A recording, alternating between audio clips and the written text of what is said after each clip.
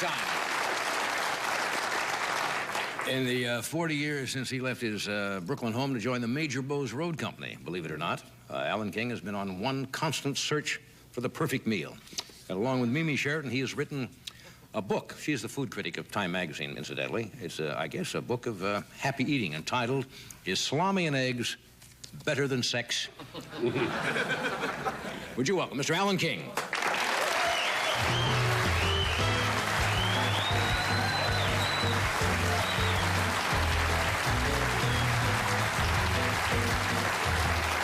I just said to Alan, I said, you feel like you're on the Ed Sullivan Show? I have followed seals, sword swallowers, the diving horse in Atlantic City. That is the most charming lady. Isn't she fun?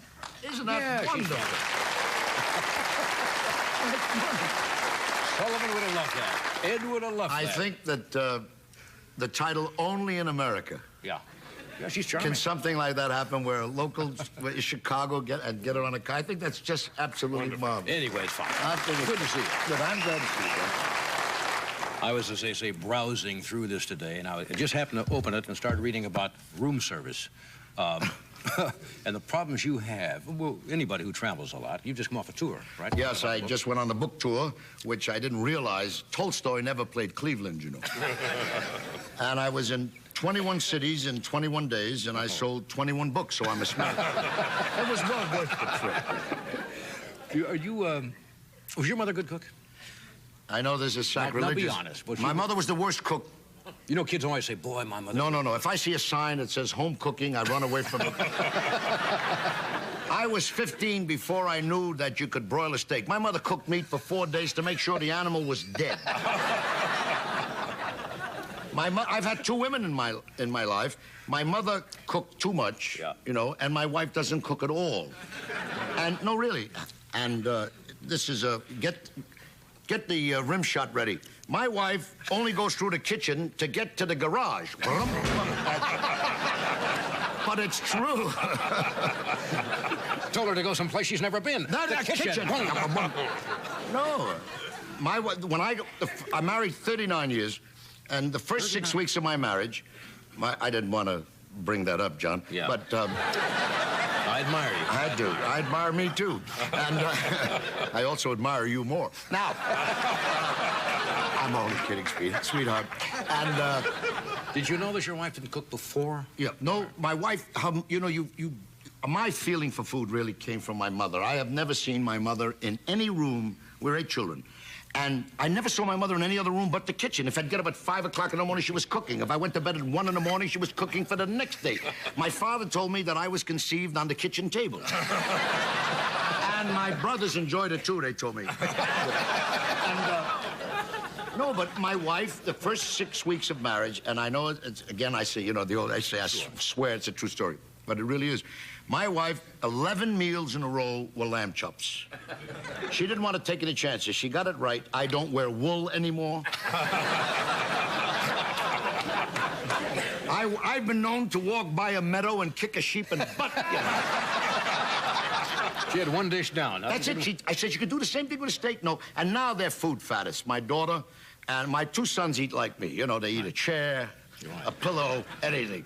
My daughter and my wife are on, you know, it's alfalfa, sprouts, and tofu, which are capital offenses, you know. Tofu, I don't quite understand. No, I don't understand. But you know what it is to come home after a little booze, get to sleep for about an hour and a half, and then you're famished, and you open up the refrigerator, and it's growing. It's like a fungus. Alfalfa, beans, sprouts. It's growing. Yeah. The book, really, John, is about... There's a message to salami and eggs better than... Is salami and eggs better than sex? That there are so few sensual pleasures in life. One of them, obviously, being sex, and the other being food. And if I watch another talk show or read another article or a book about what not to eat, my book is dedicated to those who don't give a damn. I mean, let's put a little more garlic in it. You got it. Let's put a little more butter. Let's cook it up. I'm not talking about overeating and getting sick. I'm just talking about the palate, the pleasures of taste. It's always the good things they come up. The peanut butter's not good. Bacon's not good, you know. 3 cups of coffee is going to give you a heart attack. Yeah. I don't know what to put on my head, under my arm, stick in my mouth, everything. You know what it is? You know what it is? It's the white mice. That's what's screwing up the whole world. Okay, we got to get rid of the white rice. We'll be back after this. I said, get out of the kitchen. Come on.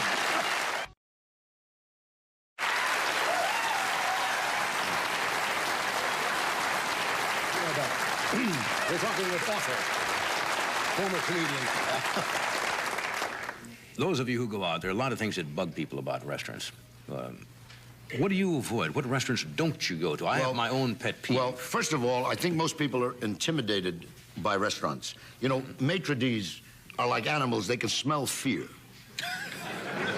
You walk in and you don't feel like you should be there, you know, and they always give you, senor, come va, follow me, just be a couple of minutes, have a drink in the bar. And you go in these restaurants now where they have these plants hanging down, you know, with eating up all the oxygen. And the funny food and these trendy restaurants, you know, my kids, you know, the yuppies now, it's a restaurant a night, a different restaurant. It took me 40 years to find 4 places I can eat in. Right. My kid calls me, says, Pop, you got to get me in. He says, there's 2 Albanian lesbians cooking sushi on Bleecker Street. And you got to get me, you're lined up around the block. I said, really? I mean, you... The specialty stuff. You know, I don't go to I'm sorry. The nouvelle cuisine they have now, which is a new style of cooking, where the portions are small. Not only small, but they give you 1 carrot. They got to be able to serve a dozen people. Right. And they cut it up, and you get 2 little pieces of carrot or it's sculpted. It's sculpted. And that's supposed to be You know, classic. nouvelle cuisine looks like food that's been eaten before. Yeah. And these are little remnants they've had, and they decorate the plate. No, but how about you like the waiters who do the talking menu? Oh, Have you yes, ever been in one of those restaurants? The special today is calamari, camadina, barazondi. Carabini, but the artichoke and a thing in the pound. One is on money, but it's a phone to say it. We have the special that you're standing there like this.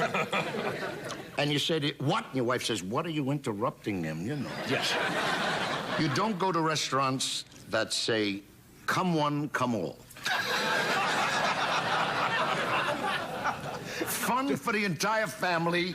All you can eat for 5 nights. You avoid these places like poison. Don't go to restaurants that have waterfalls if you have a kidney condition.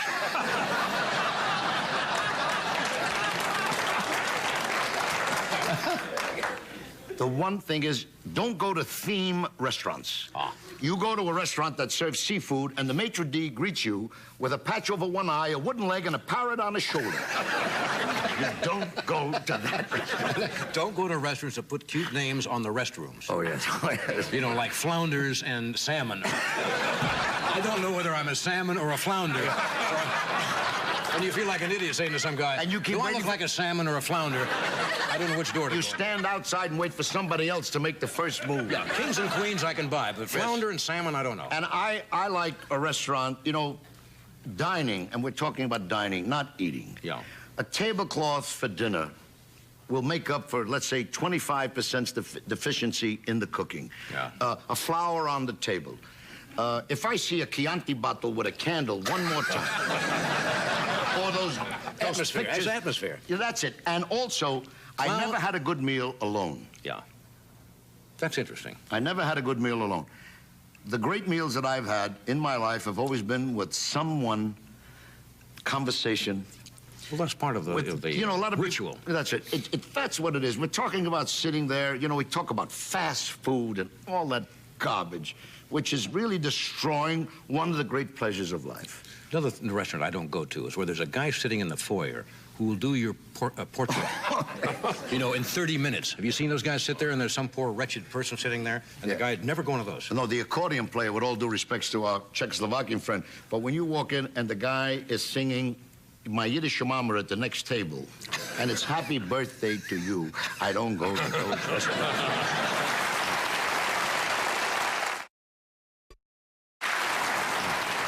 Is Salami and Eggs Better Than Sex? Funny book. Funny book. And some good advice, too. Thanks for being here. Thank you, Jim. Miss Obregon, Anna Obregon, will be with us a week from tonight. We ran a little long tonight. Thanks for being here. Tomorrow night, William F. Buckley will be here.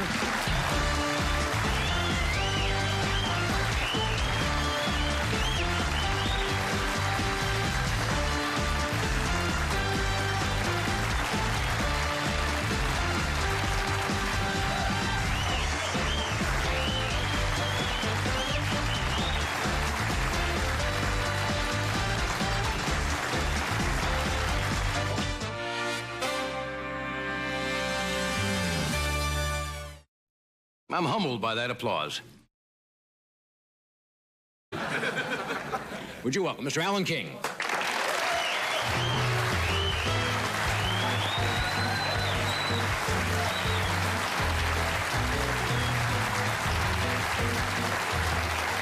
I just said to Alan, I said, you feel like you're on the Ed Sullivan Show? I have followed seals, sword swallowers, the diving horse in Atlantic City. That is the most charming lady. Isn't she fun? Isn't that Yeah, wonderful? Sullivan. All right, now. Showtime. In the 40 years since he left his Brooklyn home to join the Major Bowes Road Company, believe it. Ed would have loved that. Ed would have loved that. I think that the title Only in America. Yeah. Yeah, she's charming. Can something like that happen where locals in Chicago get her on a car? I think that's just absolutely marvelous. Anyway, it's fine. Good to see you. Good, I'm glad to see you. Believe it or not, Alan King has been on one constant search for the perfect meal. And along with Mimi Sheridan, he has written a book. She's the food critic of Time magazine, incidentally. It's, I guess, a book of happy eating entitled, Is Salami and Eggs Better Than Sex?